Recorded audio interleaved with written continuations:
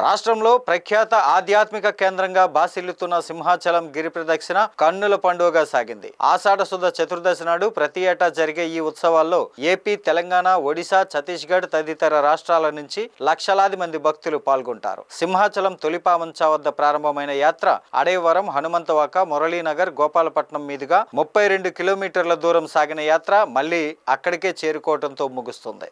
సింహగిరి ప్రదక్షిణకు భక్తులు పోటెత్తారు. గత 3 రోజులుగా కుండపోతగా వర్షం కురుస్తున్నా లెక్క చేయకుండా భారీగా భక్తులు ఉత్సవాల్లో పాల్గొన్నారు. ఉదయం నుంచే సుదూర ప్రాంతాల నుంచి తరలివచ్చిన భక్తులు సింహగిరి ప్రదక్షిణలో ఉత్సాహంగా పాల్గొన్నారు. సాయంత్రం 4 గంటల సమయంలో ఆలయ అనువంశిక ధర్మకర్త పూసపాటి అశోక్ గజపతిరాజు కొబ్బరికాయ కొట్టి రథయాత్రను ప్రారంభించారు. హరినామ స్మరణతో భక్తులు రథాన్ని అనుసరిస్తూ సాగారు. ఈ ఏడాది ఉత్సవాల్లో 6 లక్షలకు పైగా భక్తులు పాల్గొనున్నట్లు అధికారులు అంచనా వేస్తున్నారు. ఈ సందర్భంగా నిర్వహించిన సాంస్కృతిక కార్యక్రమాలు అలరించాయి. కాగా దాతలు భక్తులకు భారీ ఎత్తున ప్రసాద వితరణ కార్యక్రమాలు చేపట్టారు. సింహగిరి ప్రదక్షిణతో భూ ప్రదక్షిణ చేసినంత పుణ్యం లభిస్తుందని ఆలయ అర్చకులు తెలిపారు.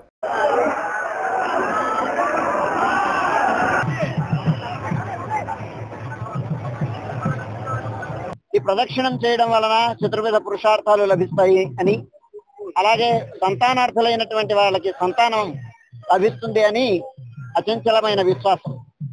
అందుకోసమని ఈ ప్రదక్షిణం చేయడం అనేటువంటి సంస్కృతి సంప్రదాయం భారతీయ సంస్కృతిలో ఎప్పటి నుంచో ఉంది. ఆ స్వామి వేయించేసినటువంటి పర్వతం చుట్టూ ప్రదక్షిణం చేస్తే స్వామి ప్రదక్షిణం చేసిన ఫలితం 3 మార్లు ఈ సింహగిరి ప్రదక్షిణం చేస్తే భూ ప్రదక్షిణ ఫలితం లభిస్తుందని విశ్వాసం. అందుచేత స్వామి యొక్క ఆ సింహగిరి ప్రదక్షిణం చేయండి, మీ ఇప్సితాలని ఈడేర్చుకోండి. 5 సంవత్సరాల నుండి వస్తున్నామండి ఇక్కడికి. అప్పని బాబు నమ్మకం అండి మాకు. ఎంత వర్షం వచ్చినా ఆపకుండా కంటిన్యూ చేస్తున్నామండి. అలా తిరుగుతా ఉంటాం. 10 సంవత్సరాలు తిరుగుతామండి. అన్ని సౌకర్యాలు బాగా ఉంటాయండి ఇక్కడ. సింహాచలం గిరి ప్రదక్షిణ సందర్భంగా చాలా సార్లు మేము ఇదివరకు తిరిగామండి. గత కొన్ని సంవత్సరాలుగా తిరుగుతూ ఉన్నాం మేము.